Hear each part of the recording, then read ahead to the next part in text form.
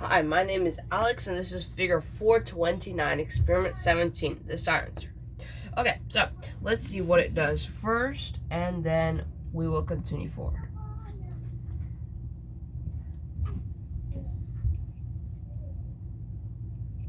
In a second, I have to make the wire straight so it goes into the breadboard.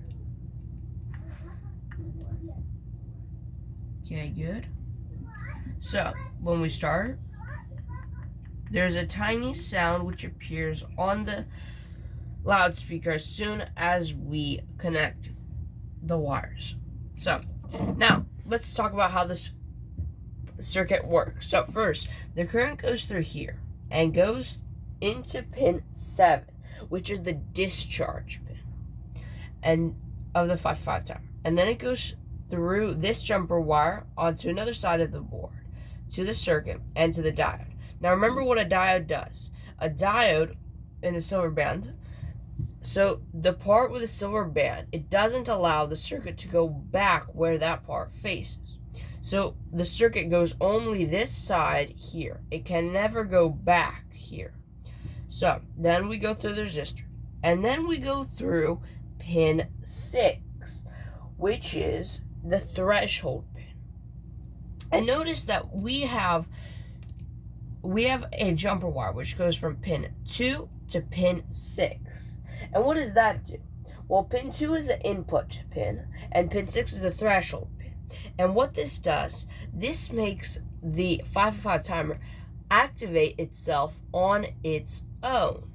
So when it goes into the input, it starts, and then it goes to discharge, it stops, and then it goes back and forth, kind of like it oscillates.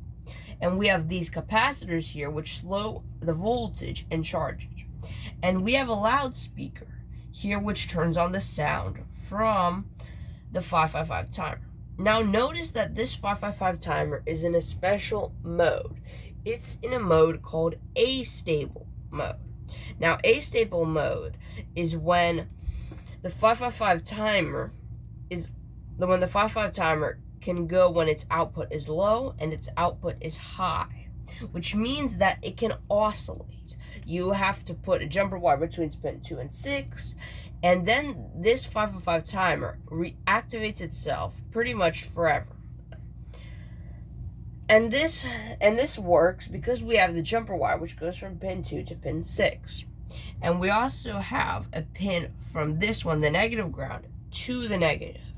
This is the negative ground part, and this is pin 1. And pin 1 is the negative ground pin of the 555 timer, which basically stops the circuit. Now let's try it again and see what happens. We hear that it makes a small sound. Now remember what the diode does. The diode stops the current from going in the other direction so that it only goes in one direction.